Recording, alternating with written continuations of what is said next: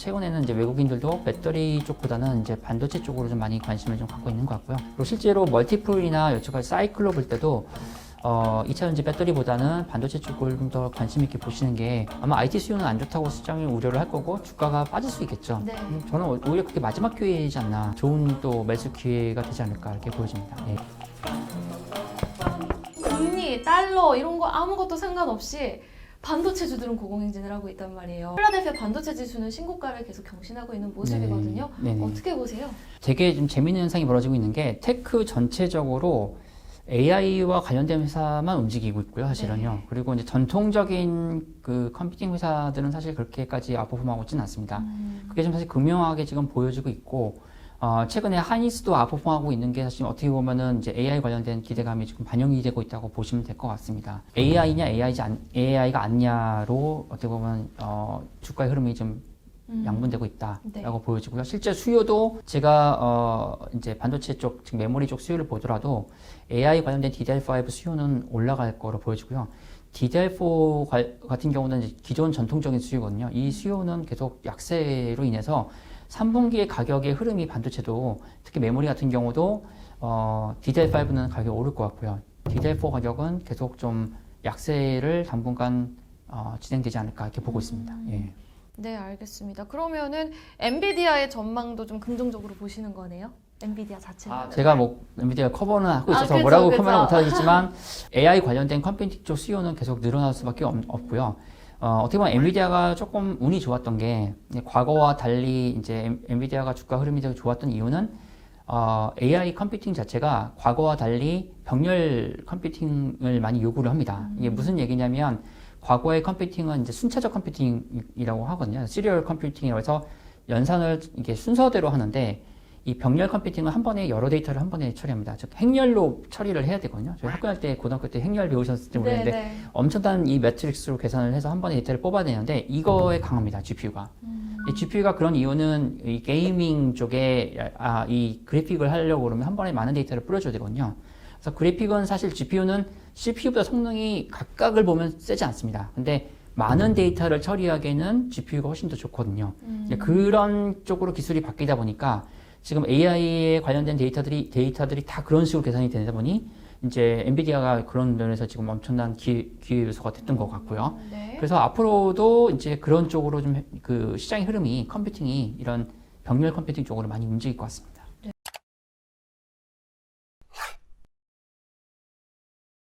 지금 뉴욕 증시에서도 이제 AI 쪽 관련한 종목들의 움직임이 강하게 나오고 있는 가운데 이 트렌드가 지속된다면은 우리 한국 반도체도 AI를 안 하고 있는 건 아니잖아요. 뭐 엔비디아도 직접 SK하이닉스의 HBM3 샘플을 요구하기도 했고, 그러면 한국 반도체가 엔비디아라든지 AMD를 좀 따라잡을 수 있는 인프라도 지금 뭐 우리가 기대를 해봄직할까요?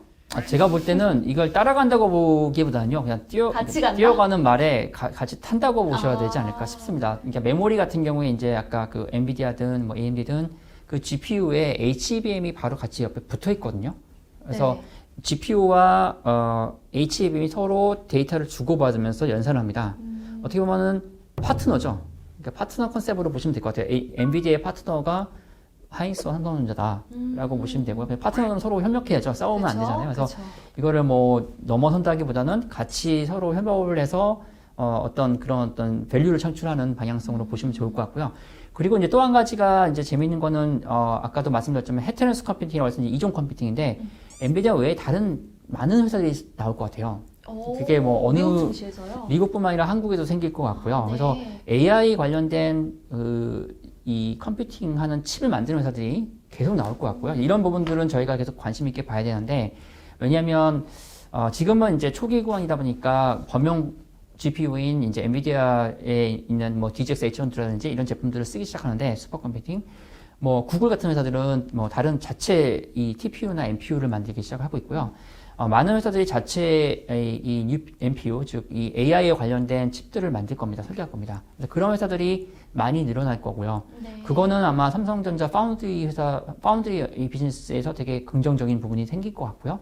그리고 메모리 업체들 입장에서도 같이 할 수 있는 파트너가 많아지거든요. 그러니까 메모리는 사실 이제 아무리 많은 AI 회사가 생기더라도 메모리는 써야 되거든요. 예, 그러니까 컴퓨팅 한 거를 같이 데이터를 주고받고 하면서 처리를 해주는 공간이 필요한데 그 공간에 해당되는 거는 결국 D램이고 D램을 만드는 회사는 전 세계 3개거든요. 근데 그 중에 3개 중에 2개 회사가 한국에 있기 때문에 이 회사들은 이제 어떻게 보면은 이런 어떤 흐름에 같이 이렇게 같이 움직이면서 어떤 밸류를 창출할 수 있는 그런 좀 좋은 기회지 않나 이렇게 보여집니다. 네, 알겠습니다. 뭐 우리나라가 그 기술력을 따라잡을 수 있다, 뭐 이런 개념이 아니라 달리는 말에 올라탈 수 있을 정도로 우리가 조금 더 열심히 해야 된다. AI에 대한 또 중요성을 다시 한번 강조해 주셨는데 이 부분도 한번 짚어볼게요. 지금 미중 반도체 경쟁, 뭐 전쟁이 심화되고 있다라는 언론의 헤드라인이 계속해서 나오고 있잖아요. 우리는 또 그 사이에서 애매한 포지션일 수 있지만 반대로 또 반사이익을 받을 수 있는 부분도 있단 말이죠.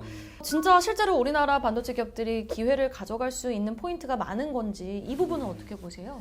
사실 이 미중 분쟁이 저희한테 이제 위기인데 위기가 사실 이제 위험 요소도 있고 기회 요소도 있는 맞아요. 거잖아요. 그래서 일단은 위험 요소가 되는 거는 아무래도 이제 미중 분쟁 때문에 한국의 반도체 회사들이 중국에 있는 팹들의 팹 업그레이드가 사실 되게 어려워집니다. 물론 최근에 이제 뭐 1년 유예를 줬지만 많은 부분에서 여러 가지 규제들이 있기 때문에 그 원활한 팹 건설이나 팹에 대한 투자가 좀 어려워질 수 있거든요. 중국은.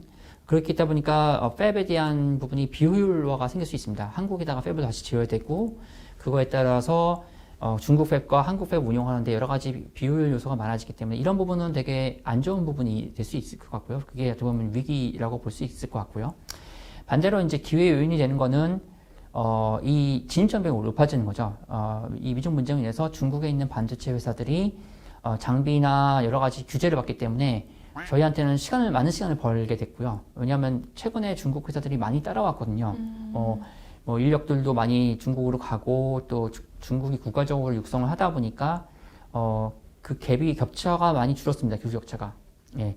그러다 보니까 이제 거기에 대한 앞으로 중국이 반도체를 하게 되면 사실 엄청나게 시장이 안 좋아지잖아요. 사실 그렇죠. 지금 사실 디스플레이도 그렇게 좀 어려움이 있고 과거에 저희 산업들 보면 다 그런 식으로 중국 업체들이 올라오기 시작하면은 어떤 인해 전술로 물량이 엄청 늘면서 가격이 폭락하고 그러면은 사실 산업이 되게 망가질 수 있는데 그나마 다행스럽게도 이 미중 분쟁으로 인해서 저희가 시간 좀 많이 벌었고요. 예, 그리고 격차를 다시 좀 넓힐 수 있는 좀 기회 요소가 되지 않나 이렇게 보여집니다. 오히려 지금 중국이 바짝 추격하면서 우리 산업의 기술을 따라오고 있는데 반도체든 디스플레이든 그 부분에 있어서는 미중 그 경쟁 심화 부분이 오히려 기회 요소로 좀 시간을 벌어줄 수 있는 기회 요소로 작용을 해주는 것 같다라고 정리를 해주셨습니다.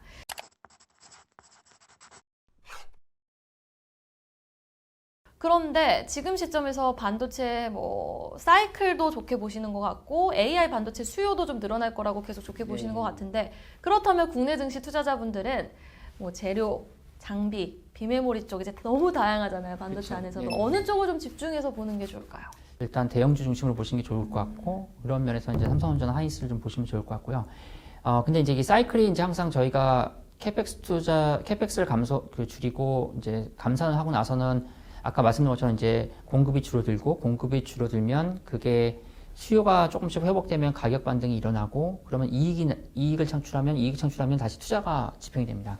그래서 통상적으로 대형주가 움직이면 그 이후에 6개월 이후에 투자가 다시 재개될 가능성이 좀 있거든요. 그래서 그런 부분에서는 이제 중소업체들에 대한 어떤 투자에 대한 그 장비나 소부장들을 좀 많이 보시면 좋지 않을까 이렇게 보여지고요.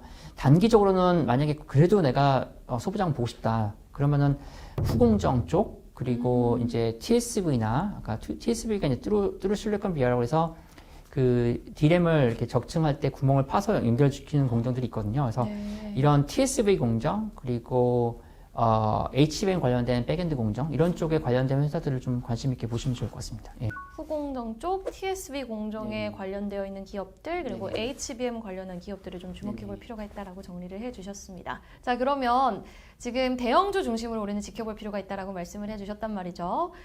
사실 매수를 안 하신 분들도 좀 추가적으로 매수를 해보시고 싶으실 수 있어요. 반도체주들을. 그런데 지금 연준이 이번엔 금리 동결을 결정했지만 향후 또 금리를 올린다면 성장주에는 또 부담이 될 수 있거든요. 사이클과 상관없이. 그러면 연준의 행보를 보고 매수 타이밍을 잡아도 늦지 않을까요? 아니면은 글쎄 연준은 연준이고 사이클만 일단 보고 가보자라고 해서 지금 좀 매수해보는 게 좋을까요? 타이밍 잡는 것도 궁금해요. 네네. 아, 되게 어려운 질문인데요. 사실 타이밍이 정말 어렵습니다. 네. 타이밍 잡는 건 정말 어려운데, 사실 어떻게 예상하기가 쉽진 않잖아요. 이게 사실 그 사람, 그 어떤 그런 페드 연준에서 하는 거에 대해서 저희가 어떻게 예측하기는 쉽지 않은데, 차라리 대응하는 방법으로 저희는 접근이 좋은데, 만약에 금리를 올리면 아마 IT 수요는 안 좋다고 시장이 우려를 할 거고 주가가 빠질 수 있겠죠. 네. 저는 오히려 그게 마지막 기회이지 않나. 왜냐면 사이클은 가거든요. 그러니까 봄, 여름, 가을, 겨울에서 지금 겨울인데 봄에 올 건데 봄에 꽃샘추위가 한번 올 수도 있잖아요. 근데 봄이 좀 그게 늦게 올 수도 진짜 있으니까. 겨울, 근데 다시 겨울이 오는 건 아니거든요. 그쵸. 네, 그런 관점에서 보면 오히려 이제 금리 인상이 만약에 생긴다 한다면 그게 진짜 좋은 또 매수 기회가 되지 않을까 이렇게 보여집니다. 예. 오히려 연준의 행보를 보고 결정해도 그렇게 늦진 않는다. 사이클은 이미 좀 탔기 때문에 봄이 오는 건 사실이지만 그 봄의 시기가 오는 게 좀 늦어질 뿐이지 안정적으로 대응해보는 게 좋겠다라고 결론을 지어볼 수 있을 것 같습니다.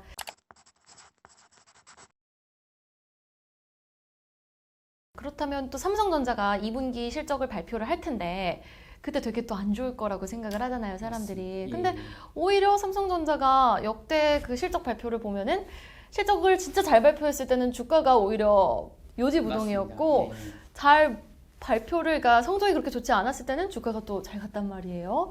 그럼 이번에도 그때를 기점으로 좀 주가가 시원하게 오를 수 있을까요? 지금 그런 부분이 1분기 실적 발표 때 반영이 숫자가 되게 안 좋게 나왔는데요. 네. 뭐 한 7, 8천 원밖에 이익을 못 냈는데도 불구하고 주가가 반등을 했거든요.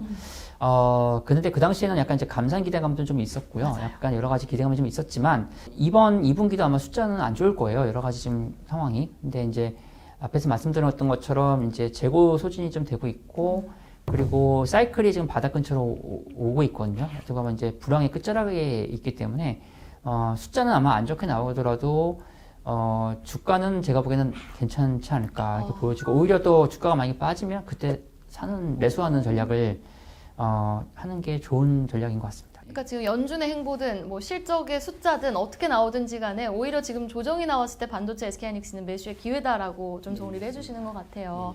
지금 미중 갈등하니까 2차 전지 쪽도 이야기를 안 해볼 수가 없을 것 같아요. 지금 미국이 중국의 배터리 공장을 미국 본토에 짓기로 허가해줬다라는 소식 속에 이미 근데 그 소식은 나오긴 했지만 다시 한번 그 사실이 부각되면서 2차 전지주들이 급락을 했거든요. 2차 전지주와 반도체를 비교했을 때 어떻게 보세요? 시속 게임으로 이렇게 좀 계속 서로 가고 이렇게 될까요? 아니면 반도체 쪽만 좀 좋을까요? 뭐 세상 영원한 건 없으니까요. 근데 일단 지금 제가 이제 글로벌 투자자들과 미팅을 좀 많이 해보면 일단 한국의 배터리의 밸류에이션에 대해서 많이 부담을 좀 갖고 있는 것 같아요. 네. 상대적으로 반도체는 약간 최근에 AI 때문에 좀 올라오긴 했지만 여전히 배터리보다 싸게 생각을 좀 많이 하고 있는 것 같습니다. 그래서 전체적인 수급의 흐름은 그냥 관심도는 사실 최근에는 이제 외국인들도 배터리 쪽보다는 이제 반도체 쪽으로 좀 많이 관심을 좀 갖고 있는 것 같고요. 그리고 실제로 멀티플이나 여태까지 사이클로 볼 때도 2차 전지 배터리보다는 반도체 쪽을 좀 더 관심 있게 보시는 게 좋은 투자 접근이지 않을까 이렇게 보여집니다. 자, 그러면 끝으로 우리 투자자분들, 이 방송을 보시는 투자자분들께 마지막으로 한마디 해주신다면 어떤 말씀을 해주실 수 있을까요? 네, 일단 반도체는 항상 안 좋을 때 투자하는 게 사실 좋습니다. 그러니까 이 시장이 안 좋고 감산이나 이런 캐펙스 투자를 줄이는 때 이런 때가 가장 안 좋고요. 그럴 때가 가장 주식을 살 수 있는 좋은 기회인 것 같고요. 오히려 이익을 많이 벌 때가 오히려 좀 더 위험한 구간이거든요. 그래서 지금이 사실 이제 적자가 확대되고 있고 그 이후에 이제 불황이 끝자락이기 때문에 하반기 그리고 내년도에 대한 투자에 대한 방향성을 볼 때는 반도체 특히 메모리 주식들을 관심 있게 보는 게 좋지 않을까 이렇게 보여지고요. 특히 한국에서 가장 그래도 경쟁력 센 그런 산업이 반도체 메모리 쪽이군요. 1등, 2등 회사들이 다 한국에 있는 부분이기 때문에 이런 부분을 감안했을 때 메모리 업체들 좀 많이 관심 있게 보시면 좋을 것 같습니다. 예. 네, 오늘 좀 말씀을 종합해 보면은 메모리 업체뿐만 아니라 후공정 그리고 TSB 공정, HBM 관련 종목들 우리가 쫙 잘 공부해보고 열심히 지켜볼 필요가 있다. 그리고 하반기 전자닉스의 계속한 상승 추세를 기대해봄직하다라고 정리를 해볼 수 있을 것 같습니다. 지금까지 시티그룹 글로벌마켓 증권 본부장님 이세철 전무님과 이야기 나눠봤습니다. 오늘 말씀 고맙습니다. 네, 감사합니다. 대한민국 경제와 똑소리 나는 투자. 부티나는 인터뷰와 계속해서 함께 해주실 거죠? 여러분의 사랑을 받고 자라는 부티나는 인터뷰 다음 시간에 다시 돌아올게요. 안녕.